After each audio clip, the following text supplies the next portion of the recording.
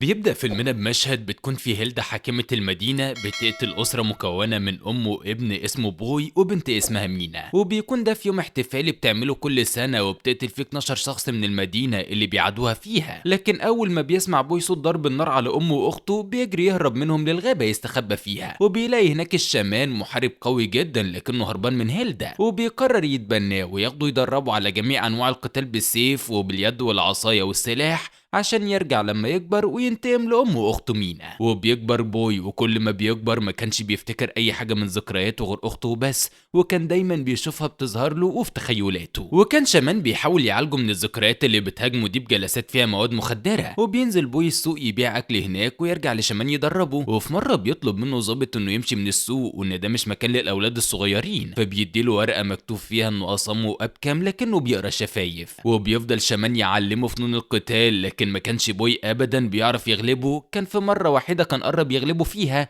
لكن بيظهر خيال اخته ليه بيخليه يفقد تركيزه، فبيعرف يسيطر عليه شمان. في يوم بيكون بوي وشمان في السوق، وبيكون بوي واخد ورده من بنوته بتبيع هناك، وكان بيضحك لها لحد ما بتوصل عيله هيلدا، فبتقول له البنت انها بتحب يوم الغربله، فبيتعصب منها بوي وبيرمي الورده في وشها وبيمشي. وبيوصل جليم المسؤول الاعلامي وجوز ميلاني مسؤول عن الاعمال التجاريه والاعلاميه، وجاديون اخو ميلاني، وبيبدا جليم يلقي خطاب في الناس، وبيكون هو المسؤول عن الجزء الاعلامي في البلد. وبيبداوا يختاروا مين الناس اللي هيشاركوا في الغربله النهارده، وده بيخلي واحده من الناس تتعصب جامد وتزعق فيهم، فبيتعصب جليم وبيطلع مسدسه علشان يقتلها، لكن الرصاصه بتيجي في واحد تاني، فبتصور عليهم الناس وبيروحوا يهجموا عليهم من كل مكان. لكن رجاله هيلدا بيسيطروا على الوضع وبيقتلوا اي حد يقرب منهم. وبيكون بوي كل ده بيراقبهم وعاوز يتدخل وشمان بيمنعه، لكن الولد بيصر على رايه وبيصر انه يقتل هيلدا النهارده. وبيكون جليم عايز بعد كل اللي قتلوهم دول ياخدوا 12 واحد علشان الغربله، فبيبدا يشاور على اطفال موجوده، لكن جون المسؤول عن القتال بتحتد معاه وانه مفيش اطفال هيروحوا غربله. وبيجري بعدها بوي يستخبى في عربيه من عربيات هيلدا عشان يعرف يدخل لمقرها.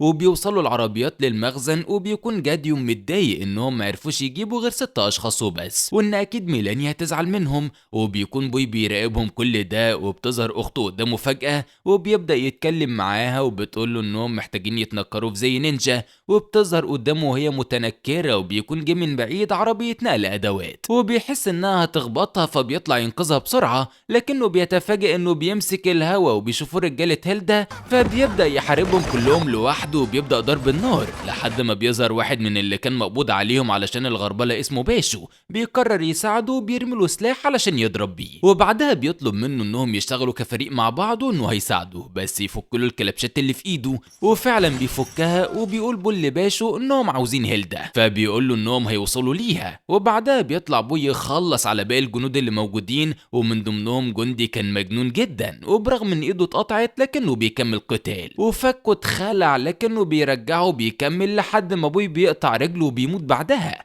فبيفرح باشو اللي كان ما عملش اي حاجه غير انه استخبى، وبيقول لبوي انه فرحان ان احنا قتلنا كل دول. وبيظهر جليم فجاه بيضرب عليهم نار، فبيمسك باشو المسدس وبيضرب طلقه وبتيجي بالصدفه في جليم لكنه ما بيموتش، فبيكون باشو فرحان جدا انه عمل حاجه، وبيروح لجليم وبيمسك قطعه حديد كبيره وبيهدده بيها وبيساله عن هيلدا، فبيقول له جليم انها بتعمل حفله عشاء كبيره للعيله قبل الغربله كل سنه، وانه ممكن يدخله للحفله بس يسيبه يعيش، لكن بالغلط بتقع حته الحديده من ايد باشو على وش جليم وبيموت. وبعدها بياخد باشو بوي عند واحد صاحبه علشان يساعدهم انهم يقتلوا هيلدا، وبيكون اسمه بيني، وبيعمل بيني وباشو اجتماع مع بوي وبيعرفوه على عيله هيلدا ودور كل شخص فيهم. هيلدا الحاكم والمسؤول عن الغربله، وميلانو المسؤول عن التجاره والاعلام، وجوديان المسؤول عن الجيش، وجليم المتحدث الاعلامي واللي لسه قاتلينه من شويه، واخيرا جون المسؤول عن القتال. وبيحطوا الخطه وبيقرروا يروحوا مكان العشاء، وتنكر بوي في لبس طباخ وبيدخل الحفله، واول ما بيشوف هيلدا بيتعصب وبيدخل المطبخ يقتل كل الطباخين اللي جوه، وبيطلع تاني يدخل على هيلدا الاوضه وقت العشاء وبيقطع راسها، لكن بيظهر ساعتها جاديون وبيقول له ان اللي قتلها دي مش هيلدا، وكل اللي قاعدين دول مش افراد الاسره الحقيقيين ما عدا الجده، وانهم بيعملوا حساب ان اكيد في حد هيعوز يقتل هيلدا فبتستخبى منهم. لكن بيعرف بوي يسيطر على جاديون علشان محدش يقرب منه، بس بتظهر جون وبتضرب بوي وبتبدا ما بينهم خناقه كبيرة، وبيكون بوي محافظ على توازنه فيها لحد ما بتظهر اخته ليه وبتقوله على جون انها بنت جميلة، فبيفقد تركيزه وبتقدر تسيطر عليه جون وبتوقعه لحد ما بيغيب عن الوعي، وبتاخده تربطه وتقوله انها عارفة اسلوب القتال ده وان ده اسلوب الشامان وانها عايزة تعرف مكانه، لكنه ما بيهتمش، بالعكس بيشتمها في وشها، فبتتنرفز وترمي السلاح اللي في ايديها على الحيطة لكنه ما بيخافش منها. فبيطلب منها جاديون انها تطلع وتسيبهم لوحدهم، وبيبدأ يتكلم معاه ان هو كمان زهق من الغربلة زيه، والموضوع كان زمان لان في اعداء، لكن دلوقتي خلاص الحرب خلصت ومفيش اعداء، ومع ذلك لسه بنعمل ده، وهي بتكون مستخبية في قبو القصر بتاعها مش فارق معاها اي حاجة، وبرغم انهم اخوات هو وهيلدا وميلاني، لكن هو زهق من اللي بيحصل، وكان بيقول كده وقت دخول ميلاني، لكنه قبل ما تسمعه بيقوم يضربه بالقلم وكأنه كان بيعذبه من ساعتها. وبتكون ميلاني زعلانة من بوي على قتل جوزها، مش علشان بتحبه، لكن عشان الحفلة اللي المفروض هيقدمها تبدأ في خلال ساعة وما تعرفش هتجيب حد بداله منين، وبياخدوا بعدها بوي يكون واحد من اللي هيتقتلوا في الحفلة، وبتفكر ميلاني انها تخلي هيلدا هي اللي تطلع تقدم العرض،